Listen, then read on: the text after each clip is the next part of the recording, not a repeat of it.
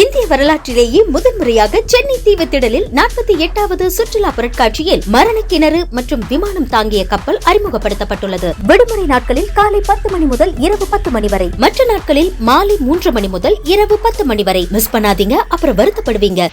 சிவகார்த்திகேயனின் SK21 படத்தின் புதிய அப்டேட்டை அதன் தயாரிப்பு நிறுவனமான ராஜ்கமல் வெளியிட்டுள்ளது. ரங்குன் படத்தை இயக்கிய ராஜ்குமார் பெரியசாமி இயக்கும் இந்த படத்தில் சாய் பல்லவி நாயகியாக நடிக்கிறார். ஜிவி பிரகாஷ் இந்த படத்துக்கு இசையமைக்கிறார். படப்பிடிப்பு காஷ்மீரில் விறுவிறுப்பாக நடைபெற்று வருகிறது. இந்நிலையில் SK21 படத்தின் டைட்டில் டீசர் வருகிற 16ஆம் தேதி மாலை 5 மணிக்கு வெளியாகும் என படக்குழு வீடியோ ஒன்றை வெளியிட்டு அறிவித்துள்ளது.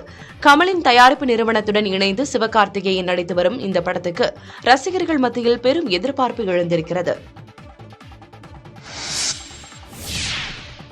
நாதமுனி படத்திற்கு இளையராஜா இசையமைத்தது குறித்து அப்படத்தின் இயக்குநர் மாதவன் லட்சுமண் நிகழ்ச்சி தெரிவித்திருக்கிறார். நாதமுனி படத்தில் இந்திரஜித் கதாநாயகனாக நடிக்கிறார். ஐஸ்வர்யா தத்தா, அந்தோனிதாசன், ஜான் விஜய், வெங்கடேஷ் மற்றும் பலர் இதில் நடித்துள்ளனர். சாமானிய மனிதர்களின் அறமும் சீற்றமும் சக மனிதர்களின் செயல்களால் எவ்வாறு வாழ்வில் வினை புரிகிறது என்பதை கதையாக கொண்டு இந்த படம் உருவாக்கியது.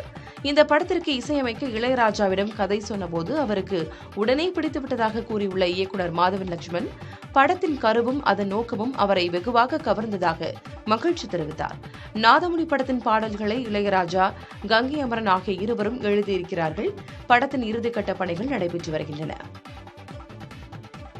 இந்திய வரலாற்றிலேயே முதன்முறையாக சென்னை தீவுத்திடலில் 48வது சுற்றுலா பொருட்காட்சியில் மரண கிணறு மற்றும் விமானம் தாங்கிய கப்பல் அறிமுகப்படுத்தப்பட்டுள்ளது. விடுமுறை நாட்களில் காலை 10 மணி முதல் இரவு 10 மணி வரை, மற்ற நாட்களில் மாலை 3 மணி முதல் இரவு 10 மணி வரை. மிஸ் பண்ணாதீங்க, அப்புறம் வருத்தப்படுவீங்க.